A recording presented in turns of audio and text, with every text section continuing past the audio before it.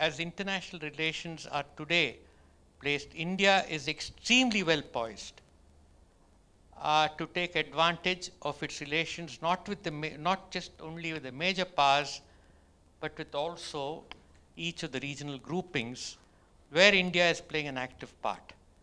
I mention this because we sometimes are terribly pessimistic about what we can do, but frankly, we are extremely well poised. Once again, I wish to compliment both of you. And the point about this, what I'm trying to say is each compartment of relations reinforces the other. So our good relations with the USA will make others take more interest in us. I'm not talking about it in a competitive sense, but such is a way in which international situations can change and in a flux. And as I said earlier, we are in a very good position to take advantage of this. Thank you. Thank you very much, sir. Would you like to say something to end the discussion? Absolutely, but I agree fully that because basically at the end, I mean, just to, I had mentioned this even during one of the responses, I think, is that whether it's the United States, whether it's any country, whether it's Russia,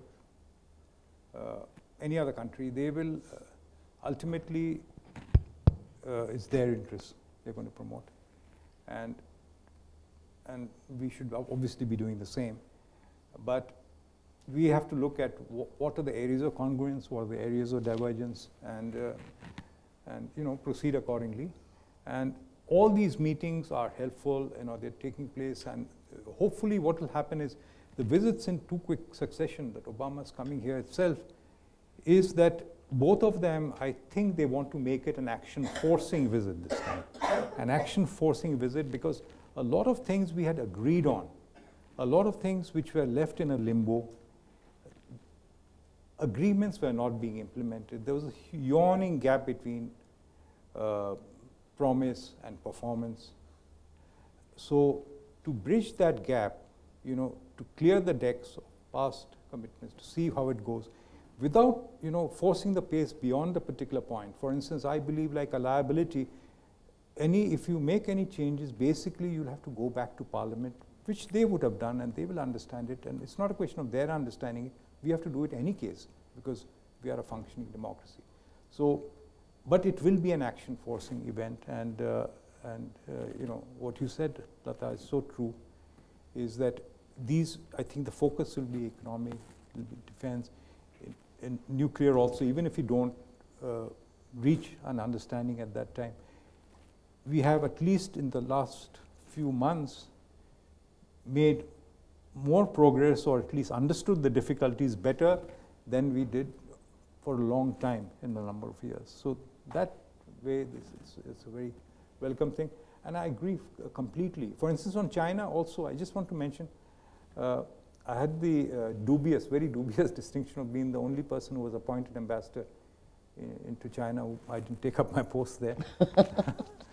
But a lot of what is reported in our media, actually, about border, those incidents in border areas and all that.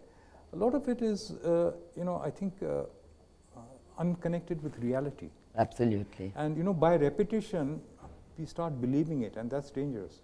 So it's not that there are no cause for concern, but some of that, I think there should be a little bit more of pragmatic and clinical thinking on this. Well, I think I totally agree with you, sir, because in fact this came up in yesterday's discussion, and we talked about the fact that while there's been a lot of eyeball-to-eyeball confrontation on the line of actual control, which is the area which is between China and India, there has not been a single incident of killing, firing, violence. Oh, yeah. Actual physical violence, and I thought it was for 25 years, but Ambassador Ranganathan corrected me and said it's been for 35 years. And, people in the audience expressed great surprise and almost implied that this is not true. It can't be true, but it is true. The most peaceful border. It's the most peaceful border that we have with any neighbor. Not just that it's more peaceful than the line of control with Pakistan. But having said all this, I think we will keep to our promise of finishing at 8:30. And I want to thank you all for giving us such a patient hearing. I want to thank Ambassador Sen for his very wise remarks. And, you know, it's been a real privilege to share this stage with you, sir. And I am by no means my what is it, 30-year-old experience in the United States doesn't qualify me at all as an expert, but you are an acknowledged expert on India-US relations. I'm not. You know, Yeah. so, Latha, sorry to interrupt you. You know, I thought I was an expert in Russia also. Yeah. After a year there, I could write a book. Yeah. But after 14 years in Moscow and dealing with that country much longer, Yes. much longer, I can't get two sentences straight, you know. So, Yeah. but but what you said is, you know, I mean, I think it's very, very relevant. And you could have shed more light on a number of other issues which we talked about, which we didn't, you know, like. Well, we'll have to have you back to Bangalore soon, some sir, and other continue issues. the dialogue. Thank you very much, Toby, for giving us this opportunity. And I think we're all in need of some liquid and solid sustenance. Absolutely. So, thank you. Good evening. Now that we have almost come to the end of the event, I would like to take few minutes to share our gratitude to all of you who has taken time to be a part of this event. We would like to thank especially our speakers, Ambassador Ronen Sen and Ambassador Latha Reddy, for sharing such wonderful and deep insights with all of us here.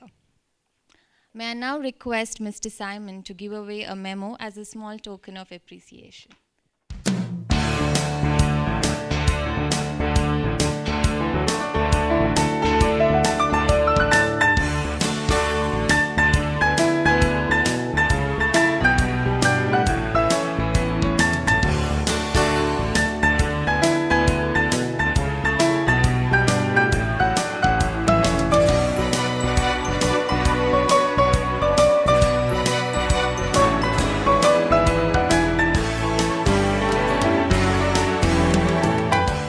The entire team at Synergia and myself would like to thank our founder and president, Mr. Toby Salmon, for organizing this wonderful event, without whom this event wouldn't have been a reality.